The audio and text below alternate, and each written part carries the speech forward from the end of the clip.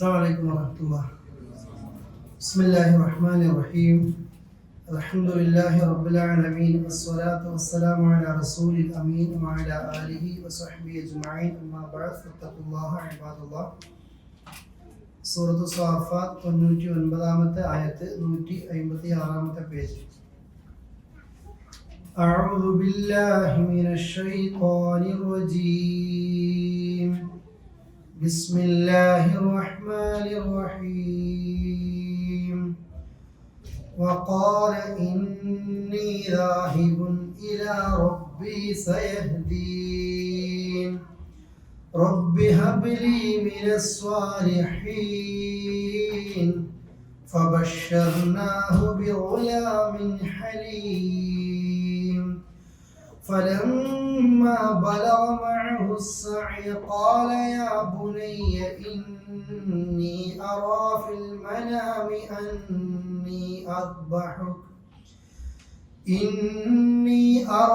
المنام أني أذبحك فانظر ماذا ترى.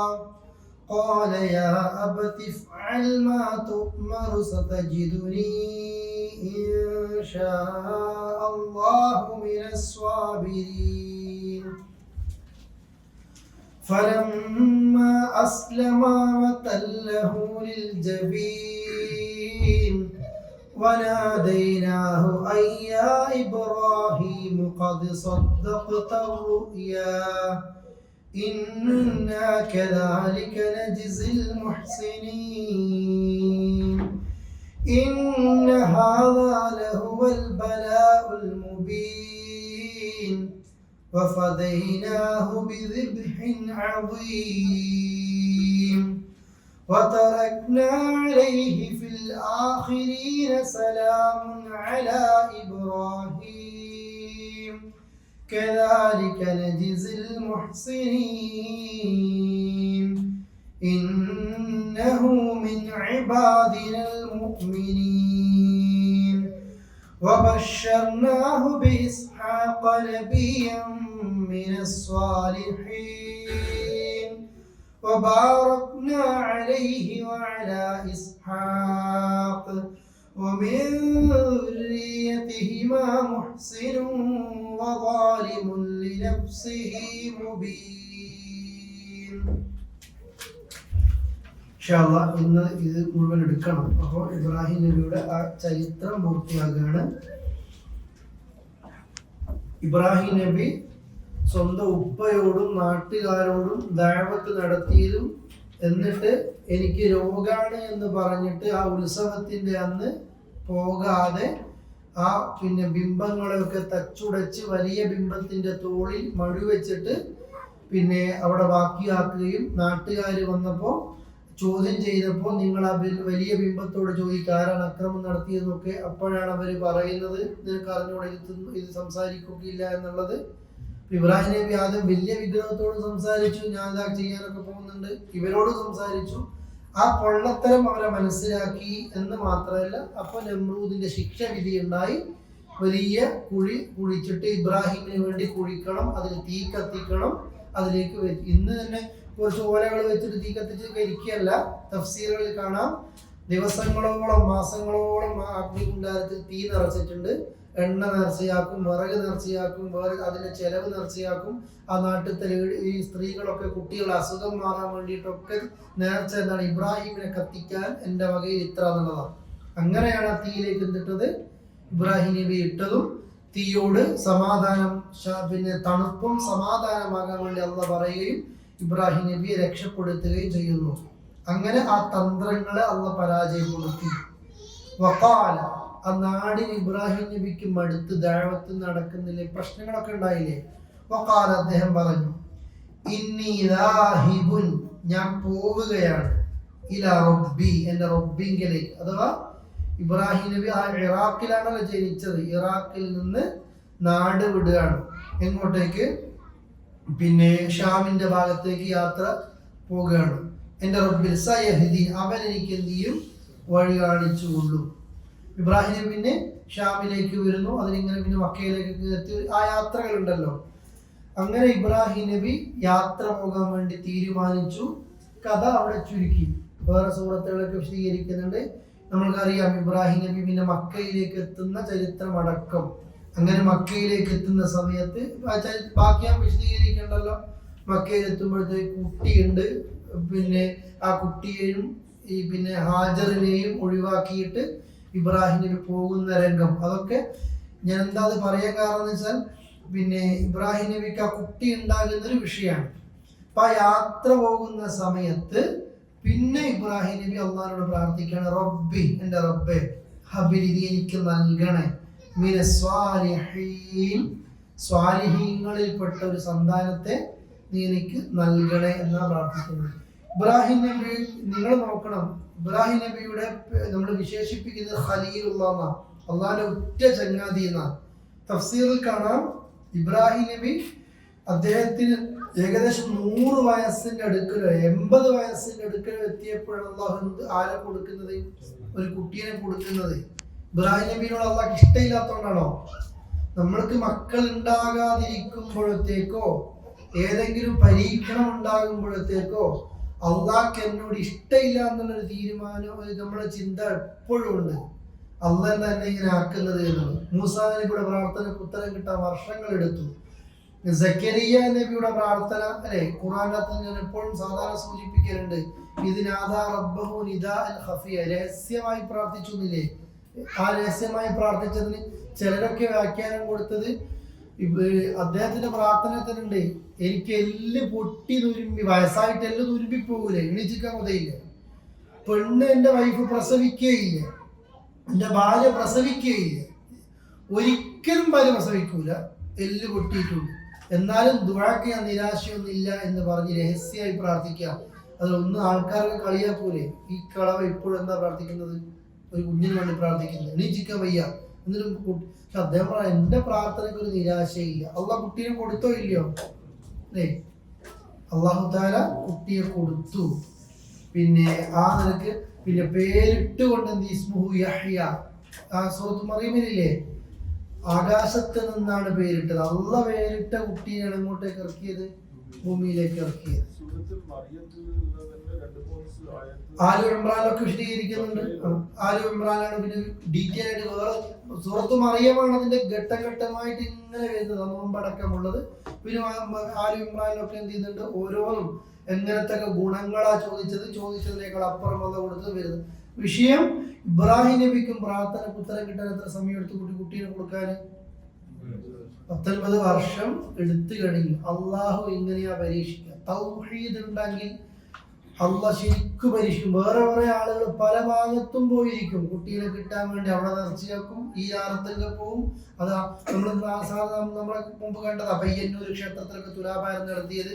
ഹാജിയാറ് പിന്നെ വേറെ മലപ്പുറം ഭാഗത്തുള്ള ഹാജിയാറ് പിന്നെ ഗുരുവായൂർ അമ്പലത്തിൽ പോയി പിന്നെ ഇതേമാതിരി നേർച്ച നേർന്നത് ഒക്കെ അങ്ങനെ ഉണ്ടാകും. ഇബ്രാഹിം നബിക്ക് അള്ളാഹു താല ഒരു കുട്ടിയെ കൊടുത്തു. പ്രാർത്ഥന എനിക്കൊരു കുഞ്ഞിനെ തരണേ എന്നല്ല പ്രാർത്ഥിച്ചു. എന്താ ഈ പ്രാർത്ഥന? സ്വാലിഹായ കുട്ടി. നമ്മളെ സുഖം എന്തായിരിക്കും? എപ്പോഴും ഒരു ആൺകുട്ടിയും തന്നെ പഠിച്ചോനെ, ഒരു പെൺകുട്ടിയും തന്നെ പഠിച്ചോനെ. സ്വാലിഹും വേണ്ട ആഫിയത്തും, ഇത് രണ്ടും നമ്മൾ ശ്രദ്ധിക്കണം. ആരോഗ്യമുള്ള കുഞ്ഞിനെ തരണം, സ്വാലിഹായ കുഞ്ഞിനെ തരണം, അല്ലെ? ആ രീതിയിൽ എപ്പോഴും നമ്മൾ പ്രാർത്ഥിക്കണം. എപ്പോഴും ഇനി കുഞ്ഞ് ജനിച്ചു കഴിഞ്ഞാൽ ഇനി നമ്മൾ പ്രാർത്ഥിക്കണം, മക്കളെ എപ്പോഴും എന്താക്കി തരണേ, സ്വാലിഹായ മക്കളാക്കി തരണേ എന്ന് നമ്മൾ പ്രാർത്ഥിക്കണം. നമുക്കതൊന്നും വേണ്ട, കുഞ്ഞുണ്ടാകണം, അത് ആൺകുട്ടിയാണോ അല്ലെ പെൺകുട്ടിയാണോ വേണം, എല്ലാവരെക്കാളും മാർക്കും വേണം, നാട്ടിൽ നമ്മുടെ മക്കൾ ഡോക്ടറും ആയിരിക്കണം, എഞ്ചിനീയറും ആയിരിക്കണം, സ്വാലിഹൊന്നും അതിലെ പ്രശ്നങ്ങളൊന്നുമില്ല എന്ന രീതിയിലേക്കുള്ള ചിന്തകൾ ഉണ്ടാക്കുക. ഇബ്രാഹിമിനെ ദുആ ചെയ്തു. അങ്ങനെ ഫബശ്ശർനാഹു, നാം അദ്ദേഹത്തിന് സന്തോഷം അറിയിച്ചു, ബിഗുലാം, ഒരു കുഞ്ഞിനെ കൊണ്ട്. ഗുലാം ഒരു കുട്ടി. ഹലീം, ഹലീം എന്താണ്? വിവേകം, സഹിക്കാൻ പറ്റുന്നൊരു കുട്ടി എന്ന രീതിയിൽ. പിന്നെ അള്ളാഹുവോട് എന്താണോ ചോദിച്ചതിനേക്കാൾ ഹൈറായിട്ട് ആ ഉത്തരം കൊടുത്തു. അള്ളാഹു താര ഉത്തരം കൊടുത്തിട്ടുണ്ട് ഇബ്രാഹിം നബിക്ക്. അങ്ങനെ ആ കുഞ്ഞനാണ് ഇത്. നിങ്ങൾക്ക് ഇതിന്റെ ബാക്കിൽ കുറെ വിശദീകരണങ്ങൾ കാണാം. അള്ളാഹു ഒരു കുട്ടീനെ കുറിഞ്ഞത് വായിക്കുന്നില്ല.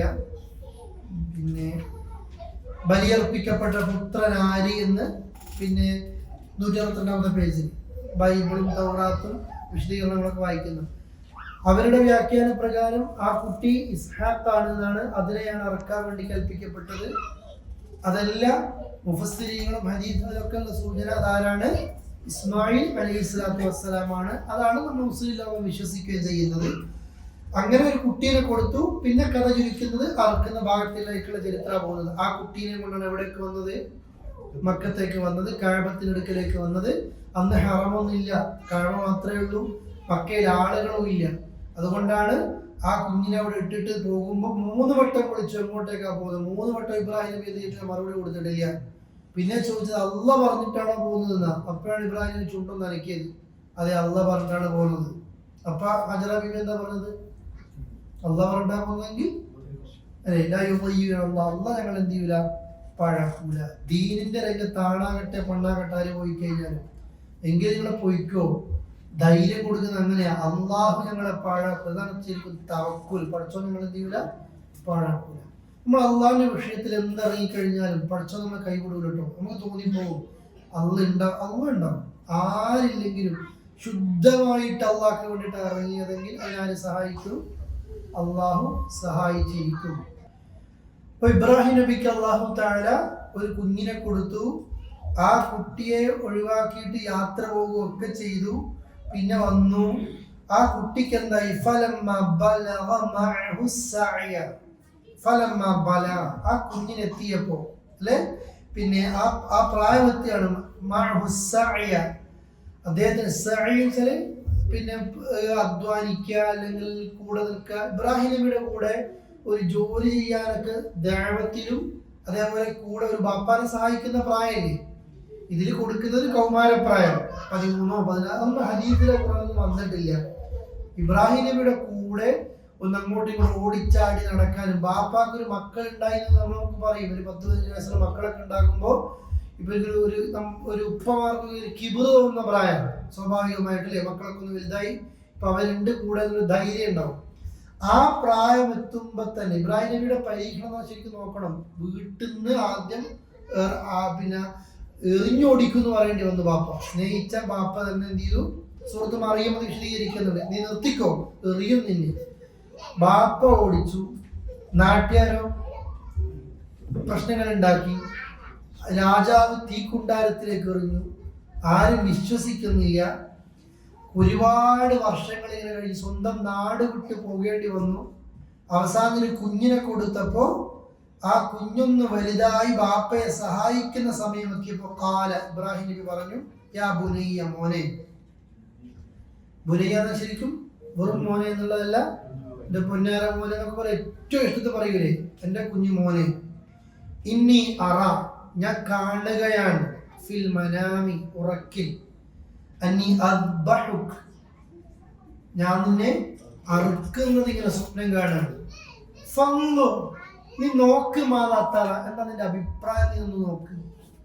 ബാപ്പ സ്വപ്നം കാണാണ് നിന്നെ അറുക്കുന്നത്. ശരിക്കും ഇബ്രാഹിം നബിക്ക് വേണമെങ്കിൽ അതൊരു സ്വപ്നമല്ല. എന്തൊക്കെ സ്വപ്നം കാണും നമ്മളെ സ്വപ്നത്തിൽ നാട്ടിൽ പോയി വിത്തിച്ചൊക്കെ വരത്തില്ല അല്ലെ? എന്തൊക്കെ സ്വപ്നങ്ങൾ നമ്മൾ കാണും അല്ലെ? ഇല്ല, അങ്ങനത്തെ മോശപ്പെട്ട സ്വപ്നം കാണും, ഉണ്ടാവില്ല. പ്രവാചകന്മാർക്ക് വഹി കൊടുക്കുന്ന കൂട്ടം പല രീതിയിലാണ്. അതിലേറ്റവും താഴേക്കടയിലെ ദറജയാണ് സ്വപ്നം. ഇപ്പൊ റസൂലുള്ളാഹി സ്വല്ലല്ലാഹു അലൈഹി വസല്ലമക്ക് 40-ാമത്തെ വയസ്സിലാണ് ഇഖ്റ ബിസ്മി കിട്ടിയത് അല്ലെ? അതിന് തൊട്ട് മുമ്പൂടി ആയിക്കൊണ്ടാണ് സംഭവിച്ചത്. റസൂല കാണുന്ന സ്വപ്നങ്ങളൊക്കെ എന്ത് ചെയ്യുന്നു? അത് വരുന്നു.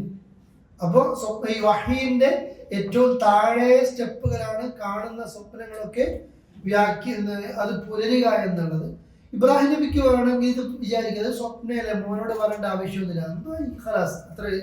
പക്ഷെ അങ്ങനെയല്ല. ബാപ്പ മോനോട് എന്ത് ചെയ്തു? ഈ കാര്യങ്ങളൊക്കെ പറഞ്ഞു. നിങ്ങൾ അറിയുന്ന കഥയാണിത്, ഞാൻ വിശദീകരിക്കേണ്ട. നിന്നെ അറുക്കുന്നതാണ് ഒരു ബാപ്പ മോനോട് പറയാം, നിന്നെ അറുക്കുന്ന സ്വപ്നം കാണുക. ഫൻദുർ മാദാ തറ, നീ നിന്റെ അഭിപ്രായനോട് പറയും.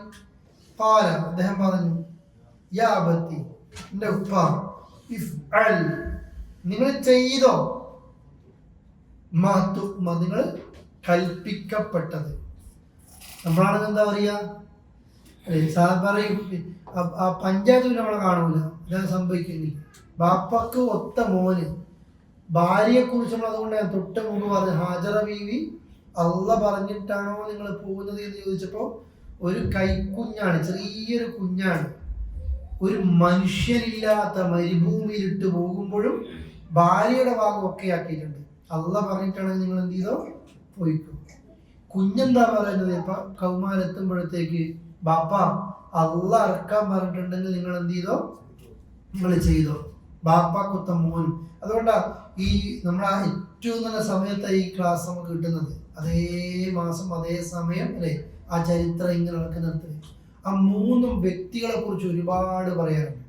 ആരാ? ഇബ്രാഹിം നബി, എന്താണ് ഒരു ഭാര്യ ഹാജർ ബീവി അല്ലെ, ഒരു ഇസ്മായിൽ മോൻ ബാപ്പയോട് കൊടുക്കുന്ന മറുപടി, ഒരു ബാപ്പയെ മോൻ തമ്മിലുള്ള സംഭാഷണം. ഞാൻ നിന്നെ അറക്കാനോടാ. അപ്പൊ ബാപ്പ എന്താ പറയുന്നത്, മോൻ എന്താ പറയുന്നത്? അർത്ഥം ബാപ്പ. നമുക്ക് പാട്ട് കേൾക്കുമ്പോൾ തന്നെ കുളിര് പോരും. കാരണം ആ സിറ്റുവേഷനിൽ ആലോചിച്ച് നോക്കിയേ. അങ്ങനെ അർത്ഥം എന്ന് പറയുമ്പോൾ സത്തജിദുനി, ബാപ്പക്ക് എന്നെ കാണാം, നിങ്ങൾക്ക് എന്നെ കാണും ഇൻഷാ അല്ലാഹ് ഉദ്ദേശിക്കുകയാണെങ്കിൽ മിനസ്വാബിരീൻ, ക്ഷമിക്കുന്നവരുടെ കൂട്ടത്തിൽ നിങ്ങൾക്ക് എന്നെ എന്ത് ചെയ്യാം, കാണാം. എന്തായിരുന്നു ദുആ ചെയ്തത് കുട്ടി ഉണ്ടാകുമ്പോൾ? ഒരു ഹലീമായ അല്ലെ, സ്വാലിഹായ ഒരു കുട്ടി. അള്ളാഹ് സഹനശീലനായ ഒരു കുട്ടിനെ കൊടുത്തെന്ന് അറിയില്ലേ? ആ മോന്റെ നാമം തന്നെ കേൾക്കുന്നില്ലേ? ബാപ്പാക്ക് എന്നെ ക്ഷമിക്കുന്നവരുടെ കൂട്ടത്തിൽ എന്ത് ചെയ്യാം, കാണാം. അള്ളാഹ് പറയാണ്, ബാപ്പ നിങ്ങൾ എന്നെ അറക്കുകയാണെങ്കിൽ ബാപ്പ അർത്ഥോ ഈ ക്ഷമിക്കുന്നവരുടെ കൂട്ടത്തിൽ ശരിക്കും നിങ്ങൾക്ക് എന്നെ കാണാം. ഇതൊരു കഥയല്ല, ശരിക്കും ശരിക്കും ആ ആയത്തൊക്കെ നമ്മൾ ഖുർആൻ ഇങ്ങനെ കണ്ടുകൊണ്ട് കണ്ട അർത്ഥം പഠിക്കുകയാണ്. ഫലമാ അസ്ലമ, രണ്ടുപേരും അത് അംഗീകരിച്ചു. വതല്ല, എന്നിട്ട് അദ്ദേഹത്തെ കിടത്തി. അറക്കുമ്പോൾ തള്ളിയിട്ട് കിടത്തൂലേ, അങ്ങനെ കിടത്തി. ജബീൻ, നെറ്റിത്തട ചെരിച്ച് കിടത്തി. ചിലർക്ക് പറയും സ്വന്തം മോനെ അറക്കുമ്പോ ബാപ്പാക്ക് ആ മോനെ കാണാതിരിക്കാൻ വേണ്ടിയിട്ടും ആ അറക്കാൻ നോക്കുമ്പോ മോൻ ബാപ്പാനെ നോക്കുമ്പോ ബാപ്പ ഒന്ന് കൈവറക്കാതിരിക്കാൻ വേണ്ടിയിട്ടാണ് ചെരിച്ച് കിടത്തിയത്. അല്ല, ശരിക്കും അങ്ങോട്ട് ചെരിച്ച് കിടത്തിയാലാണ് ശരിക്കും എന്ത് ചെയ്യാൻ പറ്റുക, അറക്കാൻ പറ്റുക. അതിനെന്നെ ചിരിച്ചു കിടത്തിയത്. അവിടൊക്കെയാണ് ഈ സംഭവം നടക്കുന്നത്. ഒരു ബലി പെരുന്നാളിന്റെ അന്ന് മിനയിൽ വെച്ചിട്ടാണ് ഇത് നടക്കുന്നത്. ഇന്ന് മിനയിൽ ചെറിയൊരു അടയാളപ്പെടുത്തൊക്കെ കാണാം, മുസ്ദലിഫയുടെ മിനയുടെ ഇടക്ക്. അതൊക്കെ വ്യാഖ്യാനാണ്. അള്ളാഹു ആകാം ആകാതിരിക്കാം. ആ പിന്നെ മുസ്ദലിഫ് മിന സ്റ്റേഷൻ റെയിൽവേ സ്റ്റേഷൻ അടുത്തല്ലേ. പിന്നെ ഷൈത്താൻ ഇവിടെ ഒക്കെ ഇടപെട്ടിട്ടുണ്ടായിരുന്നു. ഇബ്രാഹിം നബിയെ പിഴപ്പിക്കാൻ വേണ്ടി ഷൈത്താൻ പലതവണ നോക്കി. ഈ സമയത്ത് കിട്ടും എന്ന് കരുതിയിട്ടുണ്ടായിരുന്നു. മോനെ അറക്കാൻ വേണ്ടിയിട്ട് ഒരു ഉപ്പ് ഒരിക്കലും നിൽക്കില്ല. അങ്ങനെ കയറും കത്തിയൊക്കെ ആയിട്ട് മിനാമലയിൽ കയറിയപ്പോ ഷെയ്ത്താൻ അവിടെയും പിഴപ്പിക്കാൻ, ഒരു സ്വപ്നല്ലേ എന്നൊക്കെ പറഞ്ഞ് പിഴപ്പിക്കാൻ നോക്കിയപ്പോഴാണ് ഷെയ്ത്താൻ എറിഞ്ഞത് മിനയിൽ വെച്ചിട്ട്. അപ്പൊ ഈ കല്ലേറിന്റെ ബാക്കിൽ ചരിത്രം അങ്ങനെ ഉണ്ട്. ഇബ്രാഹിം നബി ആരെ എറിഞ്ഞിട്ടുണ്ട്? ഷെയ്ത്താൻ എറിഞ്ഞിട്ടുണ്ട്. അതുകൊണ്ടല്ല നമ്മൾ എറിയുന്നത്. ആ സംഭവത്തെ റസൂൽ കരീം സ്വല്ലല്ലാഹു അലൈഹി വസല്ലം ഭാഗമാക്കി മാറ്റി, ഹജ്ജിന്റെ ഭാഗമാക്കി മാറ്റി. അതുകൊണ്ട് ഇബ്രാഹിം നബി എറിഞ്ഞതുപോലെ 3 ജംറകളില പോയിട്ട് എറിഞ്ഞത്. റസൂൽ അവിടെ 3 ജംറ, ആ 3 ജംറകളിൽ എറിയാനാണ് ആരെ ഏൽപ്പിച്ചത്? റസൂൽ കൽപ്പിച്ചത്. ഇബ്രാഹിം നബി ഷൈത്താൻ എന്ത് ചെയ്തിട്ടുണ്ട്? അത് എറിഞ്ഞിട്ടുണ്ട്. ഓരോന്നിന്റെ ബാക്കിൽ ഒരു ചരിത്രം ഉണ്ടാവും. ഏതുപോലെ ഇപ്പൊ നമ്മള് ഉംറ ചെയ്യുമ്പോൾ ഞാൻ സാധാരണ ചരിത്രം പറഞ്ഞു കൊടുക്കുന്നുണ്ടല്ലോ. ഈ വലത്തെ ഷോൾഡർ കാണിക്കണം ഇഹ്റാം ഡ്രസ് ഇട്ട് കഴിഞ്ഞാലേ, അതിന്റെ ബാക്കിൽ ഒരു ചരിത്രം ഉണ്ട്. റസൂലുള്ളാഹി സ്വല്ലല്ലാഹു അലൈഹി വസല്ലം ഹുദൈബിയ സന്ധി കഴിഞ്ഞിട്ട് ദുൽഹജ്ജ് പിന്നെ 7-ന് ഉംറക്ക് 3 ദിവസം അനുവാദം കൊടുത്തു മക്കത്തെ മുശ്രിക്കീങ്ങൾ. 3 ദിവസം ഇവർ ഉംറക്ക് വേണ്ടി വന്ന ആ സമയത്ത് മക്കയിലെ ആണും പെണ്ണുങ്ങളൊക്കെ കാണാൻ പോവുക. മദീനയിലേക്ക് ഹിജ്റ പോയ മുസ്ലിങ്ങളൊക്കെ വീണ്ടും മക്കയിലേക്ക് വന്ന് മുശ്രിക്കീങ്ങളെ പെർമിഷൻ കിട്ടിയിട്ടാണ് ഈ ഉംറ ചെയ്യുന്നത്. നിങ്ങൾ നോക്കണം, അല്ലാഹുവിന്റെ റസൂല് മുശ്രിക്കിന്റെ പെർമിഷൻ കിട്ടിയിട്ടാണ് ഉംറ ചെയ്യുന്നത്, തസ്രീ കിട്ടിയിട്ട്. അങ്ങനെ ഉംറ ചെയ്യുമ്പോൾ റസൂൽ പറയാണ്, എല്ലാവരും വലത്തെ ഷോൾഡറൊക്കെ ഒന്ന് കാണിച്ചോളി. നമ്മളെ പറ്റി മക്കയിൽ ഒരു കിംവദന്തി പ്രചരിക്കുന്നുണ്ട്. മദീനയിലേക്ക് പോയപ്പോൾ എല്ലാവർക്കും പനിയൊക്കെ പിടിച്ച് പട്ടിണിയൊക്കെ കിടന്ന് പിന്നെ ആകെ നാശമായിട്ടാണ് ഉള്ളത്. അതുകൊണ്ട് ബദർ ഉഹുദ് കഴിഞ്ഞപ്പോൾ നമുക്കാകെ നഷ്ടത്തിലാണ്, നമ്മൾ പട്ടിണികളൊക്കെ പറയുന്നുണ്ട്.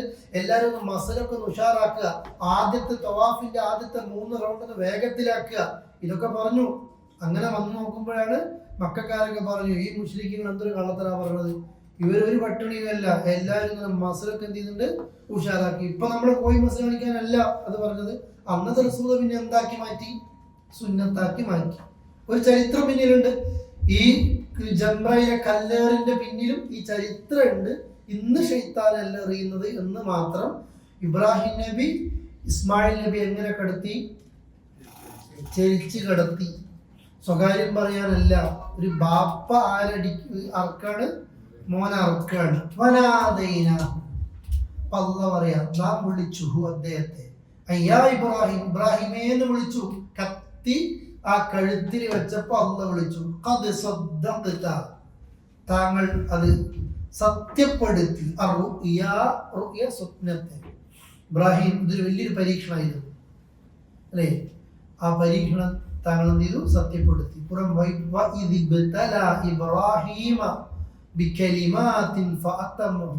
നബി അല്ലാഹു ഒരുപാട് പരീക്ഷണം, തഫ്സീർ 50 മുകളിൽ പരീക്ഷണം അനുഭവിക്കേണ്ടി വന്നിട്ടുണ്ട്. ഇബ്രാഹിം നബി അനുഭവിക്കേണ്ടി വന്നിട്ടുണ്ട്. എല്ലാം പൂർത്തിയാക്കി. സൂറത്തുൽ നജ്മിൽ ഒരായത്ത് അങ്ങനെയല്ലേ, ഇബ്രാഹിം അല്ലദീ വഫ, എല്ലാം പൂർത്തിയാക്കിയവനാണ് ആര്? ഇബ്രാഹിം. ഇബ്രാഹിം ഒരു വ്യക്തിയല്ല എന്ന് പറഞ്ഞില്ലേ ഖുർആൻ? ഇബ്രാഹിം ഖാന ഉമ്മ, അതാരാണ്? ഒരു പ്രസ്ഥാനമാണ്, സമുദായമാണ്. നിങ്ങൾക്ക് പിന്നെ ഇബ്രാഹിം നബിയിൽ ഉത്തമമായ മാതൃകയുണ്ട്, അദ്ദേഹത്തിൽ വിശ്വസിച്ചവരിലുമുണ്ട്. ഇബ്രാഹിം നബി എല്ലാം പൂർത്തിയാക്കി, അള്ളാഹുവിൻ്റെ ഖലീൽ എന്ന പേര് കിട്ടി, പരീക്ഷണങ്ങൾ മുഴുവൻ വിജയിച്ചു. സ്വന്തം മോനെ അറുക്കണമെന്ന് പറഞ്ഞപ്പോൾ കത്തിയായിട്ട് മിനയിൽ പോയി ചെരിച്ചു കിടത്തി കത്തി കഴുത്തിൽ വെച്ചപ്പോൾ അള്ളാഹ് പറയാണ്, ഇബ്രാഹിം ഖദ് സദ്ദഖ്ത റുയ, താങ്കൾ സ്വപ്നത്തെ സത്യപ്പെടുത്തിയിട്ടുണ്ട്. ഇന്ന കദാലിക്, തീർച്ചയായും അപ്രകാരമാണ്, നജ്സി, നാം പ്രതിഫലം നൽകുന്നത്, അൽ മുഹ്സിനീൻ, മുഹ്സിനീങ്ങൾക്ക്. എന്താ പ്രതിഫലം വരാൻ പോകുന്നുണ്ട്? അള്ളാഹു അദ്ദേഹത്തിന് കൊടുത്ത ഒരുപാട് കാര്യങ്ങളൊക്കെ ഉണ്ട്. ഇബ്രാഹിം നബി സത്യം പൂർത്തിയാക്കി, അല്ലെങ്കിൽ സ്വപ്നം പൂർത്തിയാക്കി, അള്ളാഹ് കൽപ്പിച്ചതൊക്കെ പൂർത്തിയാക്കി. ഇതിൽ അദ്ദേഹത്തോട് പറയാണ്, ഇന്ന ഹാദാ, തീർച്ചയായും ഇത്, ലഹുവൽ ബലാ, ഇതൊരു പരീക്ഷണം തന്നെയാണ്. അൽ മുബീൻ, വ്യക്തമായൊരു പരീക്ഷണം, തീച്ചൂളയിലിട്ടൊരു പരീക്ഷണമാണ്. എന്ത്? സ്വന്തം മോനെ എന്ത് ചെയ്യുക? അറുക്കുക എന്നുള്ളത് അല്ലേ? നമ്മുടെ മക്കൾക്കൊക്കെ, നമ്മുടെ ചെറുപ്പകാലത്തൊക്കെ മദ്രസയിലായിട്ടും പാട്ടുകളിലായിട്ടും ഒക്കെ ഇത്തരം കഥകളും ചരിത്രങ്ങളും കേട്ടിട്ടുണ്ടാവും. ഇപ്പോഴത്തെ മക്കൾക്ക് ഏതൊക്കെ മദ്രസ എന്തൊക്കെ കിട്ടുന്നത് നമുക്ക് അറിഞ്ഞുകൊണ്ടിരിക്കും. നമ്മൾ പറഞ്ഞു കൊടുക്കണം ഇബ്രാഹിം നബിയെ കുറിച്ച്, ഇസ്മായിൽ നബിയെ കുറിച്ച്.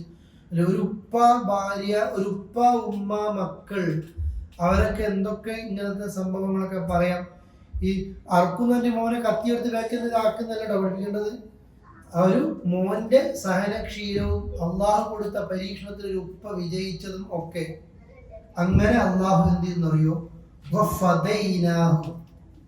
നാം ഒരു പകരം കൊടുത്തു, ഒരു ബലിമൃഗത്തെ, നല്ല ഒരു ബലിമൃഗത്തെ. അതെന്താണ്? ആടാണ് എന്നൊക്കെ പറയപ്പെടുന്നുണ്ട് തഫ്സീറിൽ. ഖുർആനിലൊന്നും വന്നിട്ടില്ല. അതാണ് ഭൂരിഭാഗം മുഫ്സിർ രേഖപ്പെടുത്തിയത്. അത് ആകാശത്ത് നിന്ന് ഇറങ്ങി വന്നാണോ, വേറെ എവിടെ നിന്ന് വന്നതാണോ, എന്താണെന്ന് അറിയില്ല. നമ്മൾക്കതിനെ കുറിച്ച് ആലോചിച്ചിട്ടും കാര്യമില്ല. അള്ളാഹു പകരം എന്ത് കൊടുത്തു? ബലിമൃഗത്തെ കൊടുത്തു. അടുത്ത ആയത്തിന് എടുക്കാൻ പോകുന്നതിന് മുമ്പ് പറയാണ്, ഇതൊക്കെ അയവെറുത്തിട്ടാണ് ഇന്ന് നമ്മൾ എന്തിറക്കുന്നത്? ഉളഹിയത്ത് ഇറക്കുന്നത്. ഇബ്രാഹിം ഒരു മോനെത്ര വലുതാണ്, ആ അത്രയും പ്രിയപ്പെട്ടത് അള്ളാഹ്ക്ക് വേണ്ടി അറക്കണം എന്ന് പറയുമ്പോൾ ഒരു ഉപ്പ എന്ത് ചെയ്തു? അറുത്തു. ഇന്ന് നമ്മളോട് മോനെ അറക്കാനെന്നല്ല പറഞ്ഞിട്ടില്ല. നീ ജീവിതത്തിൽ സമ്പാദിക്കാൻ ഏറ്റവും ഇഷ്ടപ്പെട്ട ഒന്നാണ് കാശ്. ഉളഹിയത്ത് അറക്കുമ്പോഴത്തേക്ക് നമ്മൾ സ്വയം മുഫ്തിയായി, നമ്മൾ സ്വയം പണ്ഡിതന്മാരായി. ഞാൻ അറക്കണ്ട, ഞാൻ അവിടെ 1000 റിയാൽ കടം കൊടുക്കാനുണ്ട്. സക്കാത്ത് കൊടുക്കുമ്പോഴും ഞാൻ 1000 റിയാലായിരിക്കും കൊടുക്കാനുണ്ട്, ഞാൻ സക്കാത്ത് കൊടുക്കണ്ട. ഓൻ തന്നെ ഉത്തരം കണ്ടെത്തും. എന്നാൽ 1000 കൊടുക്കൂ? ഇല്ല. സക്കാത്ത് കൊടുക്കും. എന്നാൽ ഒരു ഉളഹിയത്തിന് ഷെയർ കൂടണമെങ്കിൽ നമ്മുടെ കയ്യിൽ കാശുണ്ടാവും. ബിസിനസ്സുകാരോ വേറൊക്കെ മാസത്തിന് കൊടുക്കേണ്ട കടങ്ങളാക്കി ഉണ്ടാക്കുക. ഈ കടത്തിന്റെ പേര് പറഞ്ഞിട്ട് ജീവിതത്തിൽ ഇന്ന് വരെ ഉളഹിയത്ത് ഇറക്കാത്ത ആൾക്കാരൊക്കെ ഉണ്ടാവും അല്ലേ? നമ്മൾ ഇന്ന് ഒരുപാട് ഓപ്ഷൻസ് ഉണ്ട്. നമ്മുടെ നാട്ടിലേക്ക് ഇപ്പൊ എന്റെ നാട്ടിൽ 9,000 തൊട്ട് 10,000 വരെ ഒരു ഷെയർ ഉണ്ടാകുന്നത്. വേറെ ഒരു നാട്ടിൽ അത്ര എല്ലാം ഉണ്ടാകുക 7,000 ഒക്കെ ആയിരിക്കും ഉണ്ടാകുക. നമുക്കതിന് കഴിവില്ലെങ്കിൽ അല്ലേ, നമുക്ക് കേരളത്തിന് പുറത്തൊക്കെ 4,000-ത്തിനൊക്കെയാണ് ഷെയർ ഉള്ളത് അല്ലേ? ആ നിരക്ക് നമ്മൾക്കൊക്കെ പറ്റുന്ന ഒരുപാട് ഓപ്ഷൻസ് ഉണ്ട്. നമ്മൾ ആ കെട്ടങ്ങോട്ട് പൊട്ടിക്കണം. ഇബ്രാഹിമിന്റെ ചരിത്രം പഠിക്കുമ്പോൾ ഇപ്പോഴും നമ്മൾ ചെയ്യുന്നില്ല എങ്കിൽ ഒരു മഹലിൽ എത്ര ആളുണ്ടാവും? എത്ര ലക്ഷങ്ങളുടെ വീട് മഹലിലുണ്ട്. എന്നാലും ഒരു മഹലിൽ 5 6 അല്ലെങ്കിൽ 10 ഇത്രയൊക്കെ ആയിരിക്കും ബലി ഇറക്കുക. ബലി ഇറച്ചിട്ട് കുറെ ഇറച്ചി തിന്നിട്ടല്ല. അതിന്റെ രക്തവും മാംസവും അള്ളാഹിലേക്ക് എത്തുന്നില്ല. നിങ്ങളിലെ തഖ്വയാണ് എന്ത് ചെയ്യുന്നത്? അള്ളാഹിലേക്ക് എത്തുന്നത്. ചില ആൾക്കാർ ഷെയർ കൂടും, അങ്ങനെ ഉണ്ടോ? നിയമം ഷെയർ കൂടണം എന്നുള്ളത് അതല്ലല്ലോ. സ്വന്തം കഴിവുള്ളവരെന്ത് ചെയ്യണം? ഒന്നിനെ തന്നെ ഇറക്കണം. ഇപ്പൊ കുറെ ആൾക്കാർ തെറ്റിദ്ധാരണ 7 ഷെയർ ഉണ്ടായേ പറ്റൂ. അങ്ങനെയല്ല. ഒരുത്തനിക്ക് ഒറ്റക്ക് പറ്റുമെങ്കിൽ അങ്ങനെ ചെയ്യാം. ഞാനും എന്റെ സുഹൃത്തും രണ്ടാക്കാണോ? 2 ആള് ചെയ്യാം, വേറെ ആരെയും കൂട്ടണ്ട. ഇത് നമ്മളാണെങ്കിൽ 7 ഷെയർ എടുക്കുമ്പോൾ നമ്മൾ പറയാ അതിന്റെ 6 ഷെയർ ഞാൻ എടുക്കും, 1 മാത്രം ഇവിടെ കൊടുത്താൽ മതി, പുറത്ത് കൊടുത്താൽ മതി. മനസ്സിലാവുന്നില്ലേ പറയുന്നത്? 2 ആളോ 3 ആളോ 4 ആളോ 5 ആളോ 6 ആളോ 7 ആളോ ഈ 1 ഷെയർ എടുക്കുമ്പോൾ അതിന്റെ 1 ഷെയർ ഞാനുണ്ട്. എന്നാൽ ബൂഫിയ പാർട്ണർ കൂടുന്നതിലോട്ട് ഇവിടെ ഞാൻ അതിന്റെ 1 ഷെയർ എടുക്കുന്നുണ്ട്, അതിന്റെ പകുതി ഇങ്ങോട്ട് തന്നേക്കും. പരിപാടിയില്ല. മിനിമം എത്ര ഷെയർ വേണം? 1 ഷെയർ എങ്കിലും ഒരാൾ എന്ത് ചെയ്യണം? എടുത്തിരിക്കണം. 7-ൽ-അപ്പുറം പോകാൻ പാടില്ല. ആളുകളുടെ എണ്ണം എനിക്കും എൻ്റെ കുടുംബത്തിനും 1 ഷെയർ മതിയാകും, അല്ലെങ്കിൽ 1 മതിയാകും. എന്നാൽ ഭാര്യയ്ക്ക് വേറെ തന്നെ കാശിട്ട് മുടക്കാം, നമ്മുടെ പിന്നെ ഉമ്മക്ക് മുടക്കാം, പെങ്ങൾക്ക് മുടക്കാം, മകൾക്ക് മുടക്കാം കാശിട്ടിട്ട്. ഈ സമയം ഊന്നി പറയാണ് നിങ്ങളുടെ മഹല്ലുകളിൽ അത് ചെയ്യുക. അത്ര നിങ്ങൾക്കില്ലെങ്കിൽ നിങ്ങൾക്ക് ഉദ്ഹിയത്ത് അറക്കാൻ റൂട്ടാണ്. നോർത്ത് ഇന്ത്യകളിലൊക്കെ സംവിധാനങ്ങളുണ്ട്, 3000-നും 4000-നും ഒക്കെ. ഏറ്റവും അഫ്ളൽ നമ്മൾ നിൽക്കുന്ന സ്ഥലത്ത് നമ്മളൊക്കെ സാക്ഷിയായിട്ട് അറുത്ത് അതിൽ നിന്ന് കുറച്ച് മാംസം നമ്മളൊക്കെ തിന്ന് നമ്മുടെ ഫ്രണ്ട്സിനൊക്കെ കുറച്ച് ഗിഫ്റ്റ് കൊടുത്ത് പാവങ്ങൾക്ക് സ്വതക്കം കൊടുക്കാനാണ് ഏറ്റവും അഫ്ളൽ എന്നുള്ളത് തർക്കമില്ല. അതേപോലെ നിങ്ങൾ ഇപ്പൊ കോബാറിലാണോ നിൽക്കുന്നത്? സെന്ററിൽ എല്ലാവരും അങ്ങനെ ചെയ്യും. ഇനി അതല്ലെങ്കിൽ നിങ്ങൾക്ക് ലുലുവിലൊക്കെ പോയി കഴിഞ്ഞാൽ അവിടെ ബോർഡ് കാണാം നിങ്ങൾക്ക്. പിന്നെ ഉദയത്തിൽ നിങ്ങൾ പലരും അങ്ങനെ ചെയ്യലുണ്ട്. ഒരാടിനെ നിങ്ങൾക്ക് എന്ത് ചെയ്യാം, അവിടെ ബുക്ക് ചെയ്ത് കഴിഞ്ഞാൽ അവരറുത്തിട്ട്, അവർ ഒഫീഷ്യലായിട്ട് അവർ അറുത്തിട്ട് നിങ്ങളെ ഫോൺ ചെയ്തിട്ട് നിങ്ങൾ ഇറച്ചി നിങ്ങളെ കയ്യിൽ എന്ത് ചെയ്യും, തരും. നിങ്ങൾക്ക് വിതരണം ചെയ്യാം, നിങ്ങൾ എടുക്കുകയൊക്കെ ചെയ്യാം. മനസ്സിലായില്ലേ? ഇത് ലുലു കൊടുക്കാനോ വേറൊന്നിനും പ്രൊമോഷൻ പറഞ്ഞതല്ല. നമ്മൾ ഉദയത്തിൽ എന്താകണം? പങ്കാളികളാണ്. ബലി പെരുന്നാളിന് ഡ്രസ് ഉണ്ട്, എല്ലാം നമ്മൾക്കുണ്ട്, ട്രിപ്പ് ഉണ്ട്, എല്ലാ കാര്യം ചെയ്യും. ഉദയത്തോ ഇല്ല, നമ്മൾക്കതില്ല, ഉണ്ടായിരിക്കണം, തോന്നണം. ആരൊക്കെ ഇക്കലെ ചേർന്നത് ഒന്ന് കൈപൊന്തിക്ക് എന്ന് ഞാൻ പറയുന്നില്ല. പൊന്തിക്കാത്ത ആളുകൾക്ക് പ്രയാസം വേണ്ട. പക്ഷെ നിങ്ങൾ മനസ്സിലെങ്കിലും എന്ത് ചെയ്യണം? പൊന്തിക്കണം. കടമാക്കിയിട്ടൊന്നല്ല, കട ഉണ്ടോ ഒന്നുകിൽ കടം തീർക്കുന്ന രീതിയിൽ തീർക്കുന്നില്ല എന്ന രീതിയിലേക്ക് ആക്കരുത് കേട്ടോ. ഇത് അപ്പം പറയണ്ടല്ലോ. അങ്ങനെ നിങ്ങൾ ആരെങ്കിലും അറക്കാൻ ഇനി തീരുമാനിക്കുകയാണെങ്കിൽ തീരുമാനിച്ചത് മുതൽ അറക്കുന്നത് വരെ എന്ത് ചെയ്യരുത്? നഖമോ മുടിയോ എടുക്കരുത്. തീരുമാനിച്ച് നിങ്ങൾ തീരുമാനം എടുക്കുക അങ്ങോട്ട് പോയിട്ട്. അപ്പൊ നിങ്ങൾ ബാക്കി ഇഹ്റാമിലായതുപോലെ നിങ്ങളും ഉണ്ടാവും, നമ്മളും ഉണ്ടാവും. തീരുമാനിച്ച ആളുകൾ. ഡൗട്ട് ഉണ്ടോ? എന്തെങ്കിലും ഉണ്ടോ? അങ്ങനെ ഇബ്രാഹിം നബിക്ക് ഒരു ബലിമൃഗത്തെ പടച്ചവൻ എന്ത് ചെയ്തു? കൊടുത്തു. നാം അദ്ദേഹത്തെ പിന്നെ ഉപേക്ഷിച്ചു എന്ന് പറഞ്ഞാൽ ബാക്കിയാക്കി. എങ്ങനെ? അദ്ദേഹത്തിന്റെ മേൽ നാം ബാക്കിയാക്കി. അദ്ദേഹത്തിന്റെ നല്ലൊരു പേര് ഇനി വരുന്ന എല്ലാവരും ഇബ്രാഹിം നബി ഖിയാമത്ത് നാൾ ഒരാളുകൾ എന്ത് ചെയ്യും? ഓർക്കും. അങ്ങനത്തെ ഒരു പേരുണ്ടാക്കി. സലാമുൻ, സമാധാനം. സലാം അല ഇബ്രാഹിം, ഇബ്രാഹിമിന്റെ മേൽ സമാധാനം. കദാലിക്, അപ്രകാരമാണ് നജ്സിൽ മുഹ്സിനീൻ, ഇഹ്സാനുള്ളവർക്ക് നാം കൂലി കൊടുക്കുന്നത്. 105-ാമത്തെ ആയത്തിൽ മുഹ്സിനീങ്ങൾക്ക് അല്ലാഹു കൂലി അങ്ങനെയാണ് കൊടുക്കുക. ഇബ്രാഹിം നബിക്ക് പഠിച്ച കൂലി കൊടുത്തു. നിങ്ങൾ നോക്കി, നിസ്കാരത്തിൽ റസൂലുള്ളാഹിന്റെ പേര് സലാത്ത് ചെല്ലുമ്പോൾ തന്നെ ആരെ പേരും പറയണം? ഇബ്രാഹിം നബിന്റെ പേരും പറയണം. ഒരു നിസ്കാരം ഇല്ലല്ലോ ഇബ്രാഹിം നബിന്റെ പേര് പറയാം. റസൂൽ പറയുന്നില്ലേ, പിന്നെ അന ദഅവത്തു അബി ഇബ്രാഹിം, ഞാൻ എൻ്റെ ഉപ്പാന്റെ ദുആന്റെ ഉത്തരാണ്. കാരണം പിന്നെ അദ്ദേഹം പ്രാർത്ഥിക്കുന്നുണ്ട്, എനിക്ക് സന്താനങ്ങൾ പിന്നെ നല്ല മക്കളെ തരണം എന്നൊക്കെ പറഞ്ഞല്ലോ. ആ ദഅവത്തിന്റെ ഉത്തരമാണ് ആര്? ഇസ്മായിൽ പരമ്പരയിലൂടെ ആര് വന്നു? അറബികൾ വന്നു.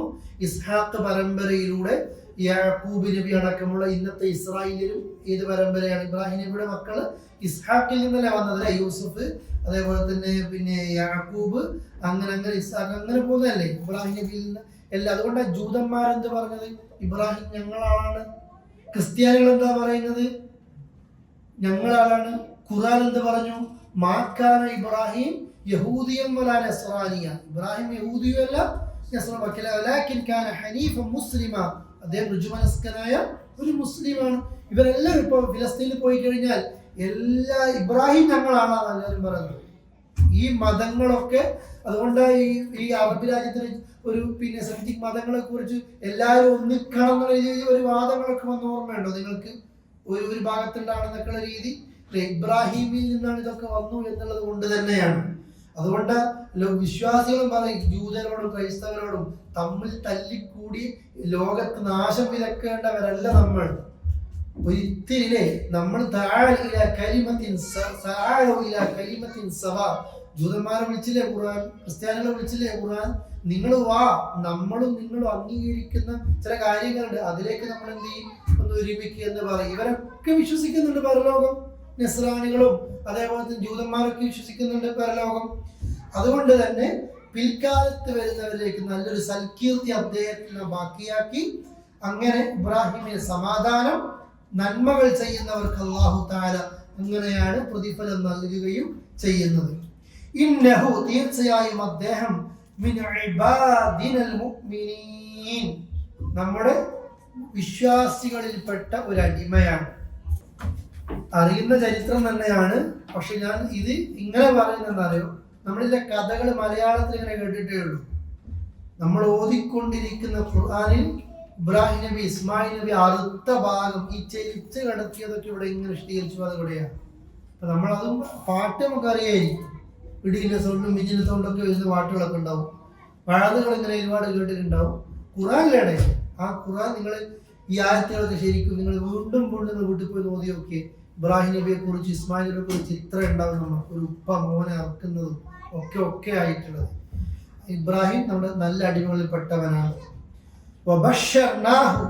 നാം അദ്ദേഹത്തെ സന്തോഷിപ്പിച്ചു ഇസ്ഹാഖിനെ കൊണ്ട്. നബിയ, അതുമാരാണ്? നബിയാണ്. മിനസ് സ്വാലിഹീൻ, സ്വാലിഹീങ്ങളിൽപ്പെട്ട ഒരു നബിയെ കൊടുത്തു. ഹാജറിൽ അതുപോലെ സാറയിൽ ഉണ്ടാവുന്നല്ലേ ഇബ്രാഹിം നബി. അല്ലാഹു തആല ഇസ്ഹാഖ് നബിയെയും കൊടുത്തു. 2 പരമ്പര കൊടുത്തു. ഇസ്മായിൽ നബിയുടെ പരമ്പര എങ്ങോട്ടേക്ക് വന്നു? റസൂലുള്ളാഹിയുടെ പരമ്പര ഏതാ? അറബികളൊക്കെ ഇതിൽ പെട്ടതാണ് ഇസ്മായിൽ. ഇസ്ഹാഖ് എങ്ങോട്ട് വരുന്നു?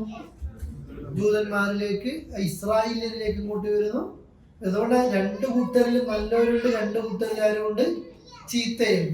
അപ്പൊ അല്ലാഹു തആല നല്ല സ്വാലിഹായ ഇസ്ഹാഖ് നബിയെയും കൊടുത്തു. പിന്നെ നാം ബർക്കത്ത് കൊടുത്തു അലൈഹി ഇബ്രാഹിമിന്റെ മേൽ, വഅല ഇസ്ഹാഖ്, ഇസ്ഹാഖിന്റെ പേരും അഥവാ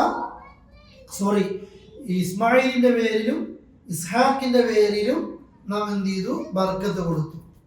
വമിൻ ദുർരിയതിഹിമ, ആ 2 സന്താനങ്ങളിലുമുണ്ട്. വമിൻ ദുർരിയതിഹിമ, ആ 2 മക്കളിൽ സന്താനങ്ങളിലുമുണ്ട്. മുഹ്സിനുൻ, നല്ലവർ. വദാലിമുൻ ലിനഫ്സി, സ്വന്തത്തോട് അക്രമങ്ങളും ദാലിമീങ്ങളുമുണ്ട്. സ്പഷ്ടമായി അല്ലാഹു പറഞ്ഞു. ഈ 2 മക്കളിലും ആരുണ്ട്? ഈ 2 മക്കളിൽ 2 മക്കളുടെ ശേഷം തലമുറകൾ ആരൊക്കെയുണ്ട്? നല്ലവരുമുണ്ട്, ചീത്തയുണ്ട്. അറബികളാന്ന് കരുതിയിട്ട് മക്കത്താ റസൂലുള്ളാഹി ജനിച്ചത്. അബൂജഹലോ മക്കത്ത് തന്നെയാണ് അല്ലേ? അതന്നെ ഉണ്ടാവും. ശരി, എല്ലാവരും അബൂ ലഹബും അവിടെ തന്നെ ഉണ്ട്. അതുകൊണ്ട് നല്ലവരെല്ലാടെ ഉണ്ടാവും, ചീത്ത ആൾക്കാരും എല്ലാവരും ഉണ്ടാവും. അറബികൾ നമ്മൾ സൗദി അറേബ്യയിൽ ഇങ്ങനെയോ എന്താ വിചാരിച്ച്? ഇതെല്ലാം ഉള്ള സ്ഥലമായിരുന്നു മക്ക, മദീന ഒക്കെ ഉണ്ടായിരുന്നു, ശുദ്ധീകരിക്കപ്പെട്ടതല്ലേ. ഇനിയും വരും. ഇസ്ലാം ചുരുങ്ങും മദീനയിലേക്ക്. ബാക്കി മക്കയിലും മദീനയിലും അല്ലാത്ത എല്ലാവരും ദജ്ജാൽ കയറും. ദജ്ജാൽ എല്ലാവരും പിഴപ്പിക്കും. Mecca കയറോ Medina കയറോ? എന്നാ മക്കാരും മദീനക്കാരും പിഴക്കുവോ? നന്നായി പിഴക്കും. ദജ്ജാൽ അങ്ങോട്ട് കയറണ്ട. മക്കയിലും മദീനയിലും അല്ലെ ചില ഭൂകമ്പങ്ങൾ ഉണ്ടായി കഴിഞ്ഞാൽ ശരിക്കും മദീനയിൽ നിന്നൊക്കെ എല്ലാ കേടുള്ള മനുഷ്യന്മാരും മദീന വിട്ടിട്ട് എന്ത് ചെയ്യും? പുറത്തേക്ക് വരും.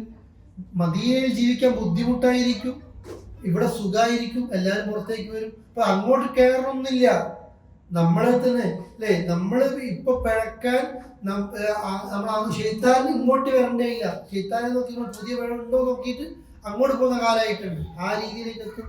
അതാണ് അള്ളാഹ് പറഞ്ഞത്, ഈ 2 മക്കളിലും നല്ലവരും ചീത്തയും ഒക്കെയുണ്ട്. നമ്മളും അതിനൊക്കെ തെളിവാണ്. ആ പരമ്പരയിൽ റസൂലുള്ളാഹി ദേവത്തെടുത്ത് വന്ന് നമ്മളായി നല്ലതിലാണോ ചീത്തയിലാണോ നമ്മൾ ഓരോരുത്തർ ആലോചിക്കുക.